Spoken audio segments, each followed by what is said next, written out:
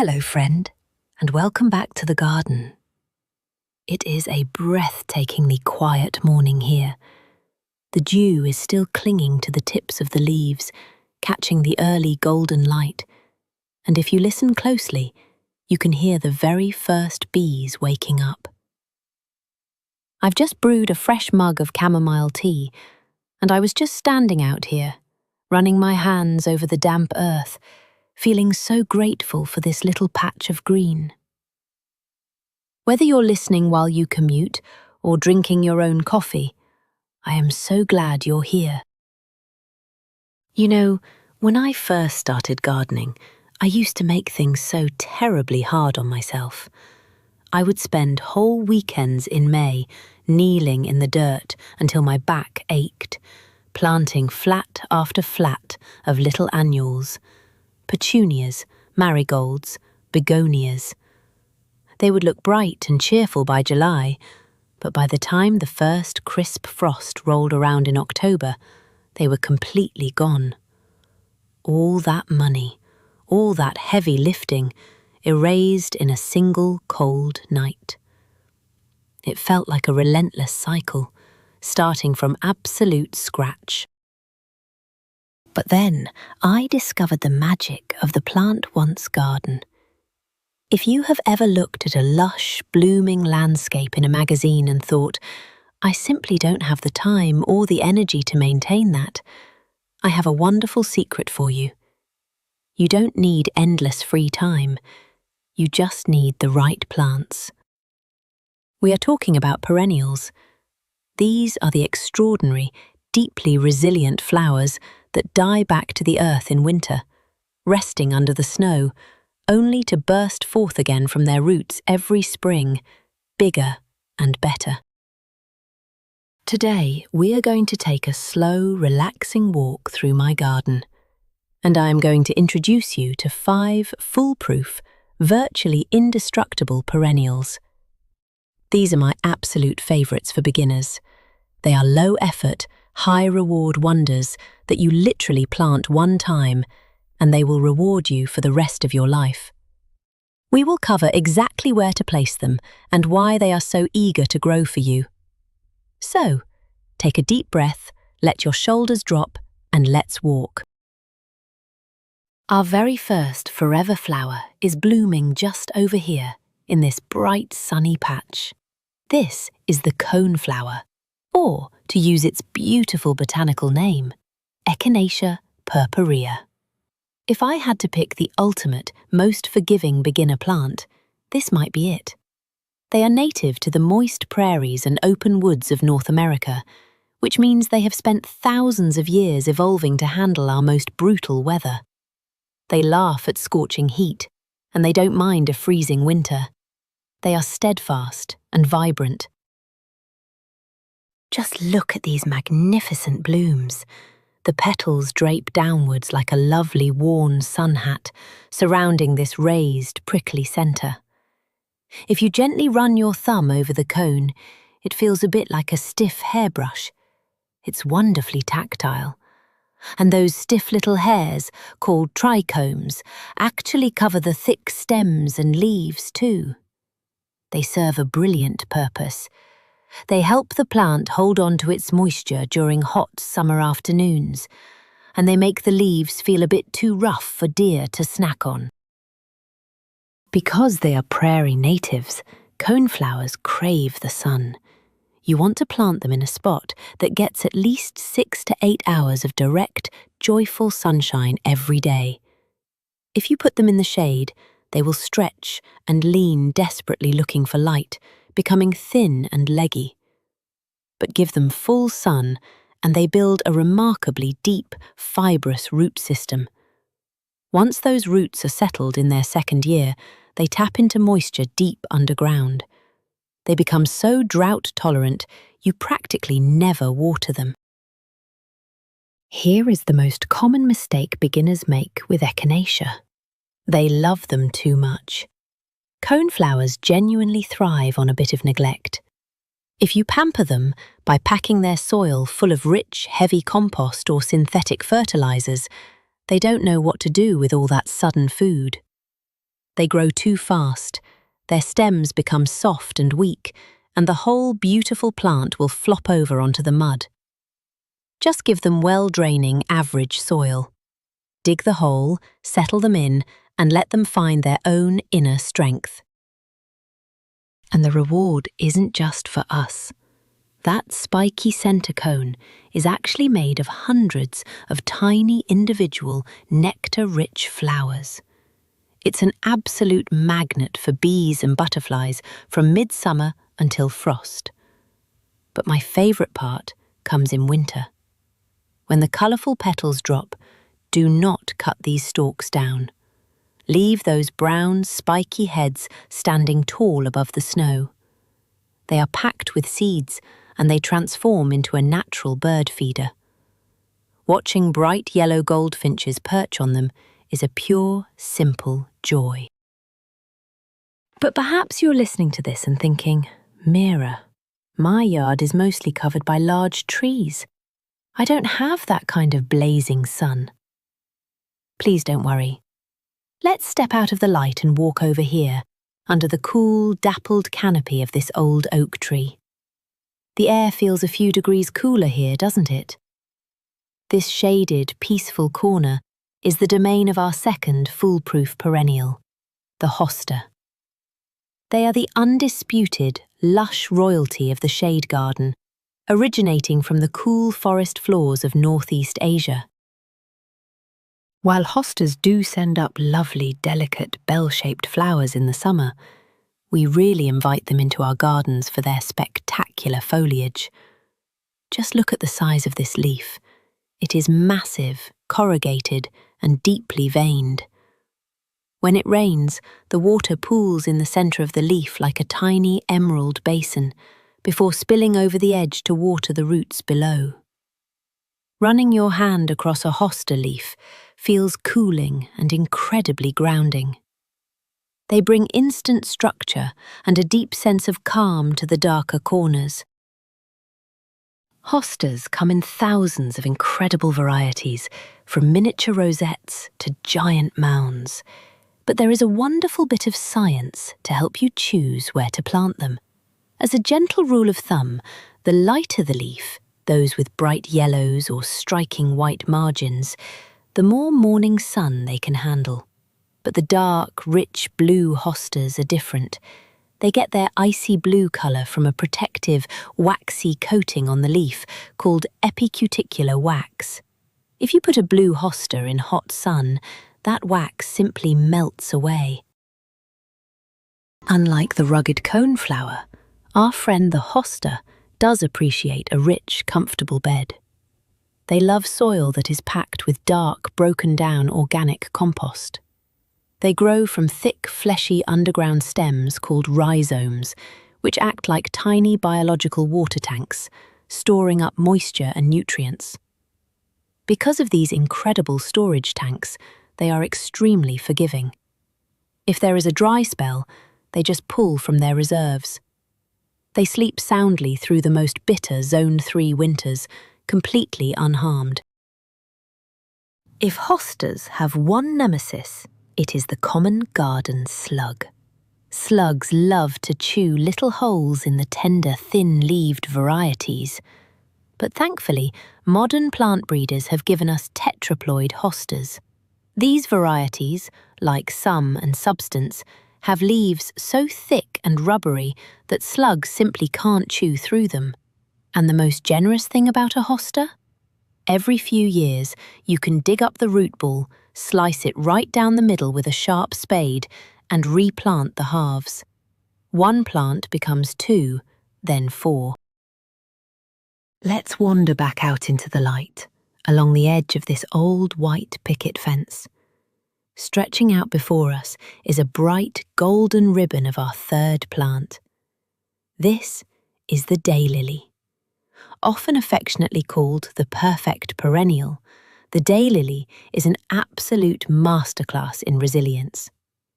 I always tell beginner gardeners, if you have a patch of soil where absolutely nothing else seems to grow, plant a daylily. They are so incredibly tough that you will often see them growing happily wild in ditches along the highway. The botanical name for the daylily is Hemerocalis, which translates beautifully to beauty for a day. It's true, each of these gorgeous trumpet-shaped blossoms, with their delicate curved stamens reaching out, opens with the morning sun and gracefully closes forever by nightfall. It sounds almost tragic, but it isn't, because a single mature plant will produce gracefully arching stems loaded with dozens of flower buds. As one fades, another bursts open, giving you a continuous, joyful show of colour for weeks. Daylilies are not true lilies. True lilies grow from delicate bulbs and can be incredibly fussy. Daylilies, however, grow from a tangled, powerful mass of fleshy, tuberous roots. Those roots are like little subterranean camels, hoarding water against periods of severe drought. Because of this, daylilies can thrive in what we call junk soil. Got a steep, rocky slope where a lawnmower can't reach? Compacted clay? Sandy banks? The daylily simply doesn't mind. You dig a hole, tuck it into full sun, and walk away. Another wonderful benefit of the daylily is its foliage. They produce dense, arching clumps of grass-like, strappy leaves. As these leaves cascade down, they completely shade the earth directly around the base of the plant. They act as a living mulch. Because sunlight can't reach the soil beneath them, weed seeds cannot germinate. It is a completely self-maintaining little ecosystem. You get gorgeous blooms, and you don't have to spend your weekends pulling weeds. It is the definition of a low-effort investment. If you want even more magic, look for varieties labelled rebloomers, like the famous golden yellow Stella de Oro. They will put on a massive show in June, take a brief nap to catch their breath, and then push out fresh blooms all the way until autumn. Their only request is a gentle clean-up. In early spring, just before the fresh green shoots emerge, simply use your hands to gently pull away the dried, dead leaves from last year. It takes about 30 seconds per plant and perfectly prevents crown rot. That's it. Now, maybe you want something that looks incredibly expensive. Something that looks like it belongs in a royal estate and took hours of painstaking, high-maintenance care, but actually requires almost none. For that, we turn to our fourth plant. Let's step over to this magnificent, sprawling bush. This is the peony. For a few glorious weeks in late spring, they produce the most massive, ruffled, romantic flowers you will ever see. They are so heavy and dense with petals that they sometimes bow down to the garden path. I wish I could capture the fragrance of this peony and send it through the screen to you. It is a sweet, deeply intoxicating perfume, mixing notes of fresh citrus and soft rose. When you cup one of these giant blooms in your hand, it feels like soft, cool silk. And the beauty doesn't end when the petals finally drop like confetti on the grass. The peony leaves behind a sturdy, glossy, dark green bush that acts as a brilliant architectural shrub in your garden all summer long. It holds its own beautifully in the heat. Peonies are the slow, steady tortoises of the perennial world. They take a little time to settle in, but they will easily outlive us all. It is entirely common for a single peony plant to thrive in the exact same spot for over 100 years. But there is one crucial, non-negotiable rule when planting them. You must plant them shallow. The thick, woody, tuberous roots have small pink nodes called eyes. In cold climates, these eyes must be planted exactly 1.5 to 2 inches below the soil surface. No deeper. This is the #1 reason beginners struggle with peonies. If you plant those little pink eyes too deep, say 4 or 5 inches down, the plant will send up gorgeous, lush green leaves every single year, but it will never, ever give you a single flower. It's heartbreaking, but so easy to avoid.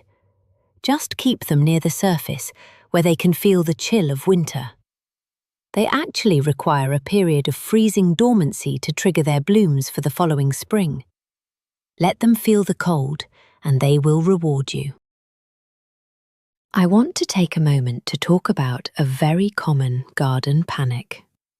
If you walk out in May and see your tight, round peony buds completely covered in large black ants, please do not worry. This is an entirely natural, beautiful partnership. Peony buds secrete a sweet, sugary nectar. The ants are simply harvesting it. In return for the sweet treat, the ants fiercely protect the buds from other destructive pests. Once the flower opens, the ants quietly pack up and leave. Never spray your peonies with pesticides. Let them be. Because peonies are so long-lived, we do want to protect them from fungal issues like botrytis blight, which can turn their lovely buds black. The best prevention is simple airflow. Don't crowd them too tightly with other plants, and try to water them at the base, keeping those beautiful leaves dry. And while we leave our coneflowers standing in winter, peonies are the exception. After the first hard frost, when the leaves turn brown, cut the stems all the way down to the dirt and throw the foliage away. Keep the bed clean. The sunlight is starting to shift now, taking on that deeper, warmer amber tone of late afternoon. And that brings us to our 5th and final forever plant. When August rolls around and the blazing heat has left the rest of the garden looking a bit tired and faded, this magnificent plant is just getting dressed for the party. This is Sedum, commonly known as Stonecrop. Specifically, this beautiful, sturdy variety is called Autumn Joy, and it perfectly bridges the visual gap between fading summer and crisp fall. If you reach out and gently squeeze one of these pale green leaves, you'll immediately notice it feels different from the others. It is thick, rubbery, and fleshy. That's because sedum is a succulent. Like a cactus, it stores vast amounts of water right inside its leaves. Above the foliage sit these massive, flat, umbrella-shaped flower heads that look almost like dense crowns of broccoli. Right now, they are buzzing with life.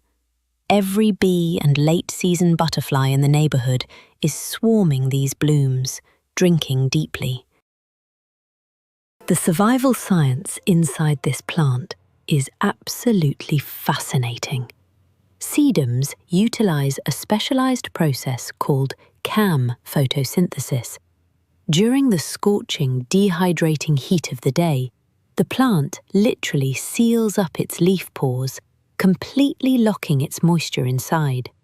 Then, in the cool safety of the night, it opens those pores to breathe in carbon dioxide. This biological superpower means it can thrive in blazing direct sun with almost zero rainfall. If you forget to water it, it honestly doesn't care. It is fiercely independent.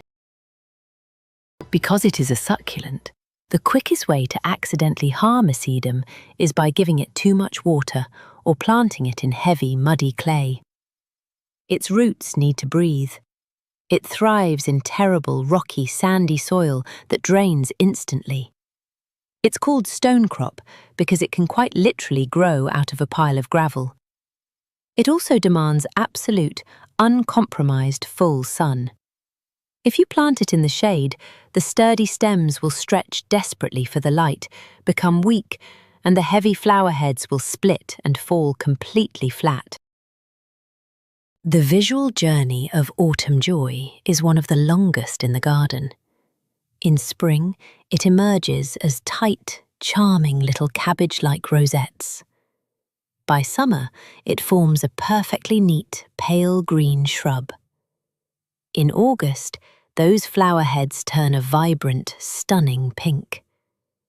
As autumn chills the air, they mature to a deep, rustic brick red. And in the dead of winter, the dried brown flower heads stand strong, catching the white frost and snowfall like delicate crystal sculptures. It is a true masterpiece of four-season interest. Now that we've met our Forever Five, the Coneflower, Hosta, Daylily, Peony, and Sedum, I want to share the most important psychological tool you can have as a beginner perennial gardener. It is the gentle art of patience. When you buy an annual at the nursery, it has been pumped full of synthetic fertilizers to force it to bloom immediately. But perennials play a longer, more sustainable game. There is a famous old adage in gardening about perennials. The first year it sleeps, the second year it creeps, the third year it leaps. Let's break that down, because understanding it will save you so much worry. In year 1, the sleep year, your new plant is focusing 90% of its energy entirely underground, building a massive root system. The leaves might look static and it might not bloom. That is completely normal. In year 2, it creeps. The roots are settled, the plant grows wider, and you see a modest show of flowers. But by year 3, it leaps. It erupts out of the earth in spring, fully mature, incredibly strong, and absolutely covered. Because you are planting these flowers exactly once. The hole you dig is the home they will live in for the next 10 to 50 years. Taking just 5 extra minutes to prepare that home pays lifelong dividends. First, always remove any turf grass or perennial weeds from the area. If you plant a beautiful peony into a bed full of aggressive grass roots, the grass will quietly choke it out.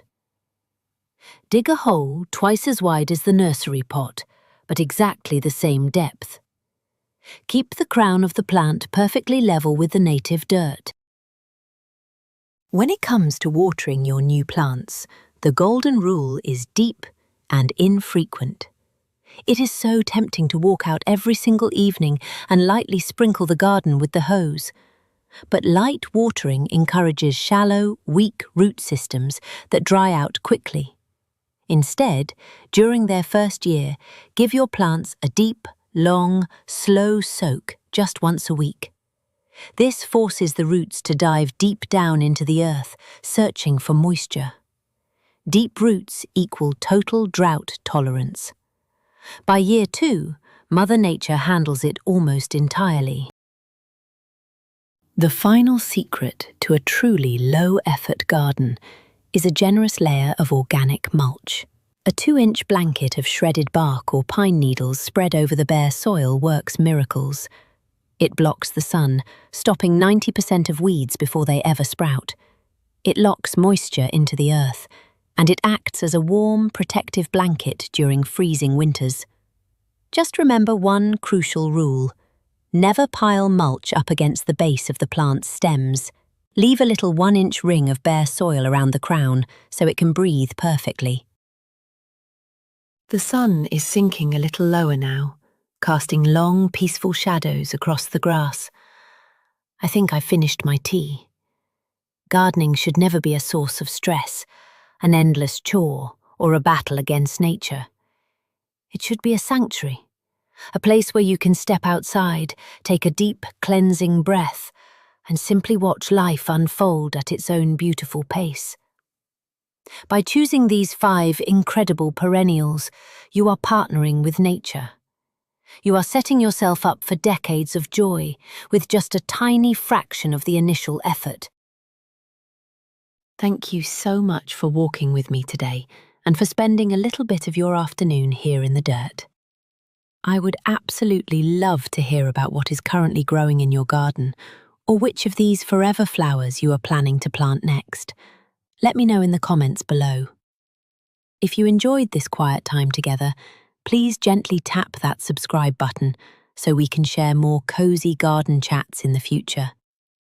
Until next time, take care of yourselves and happy growing.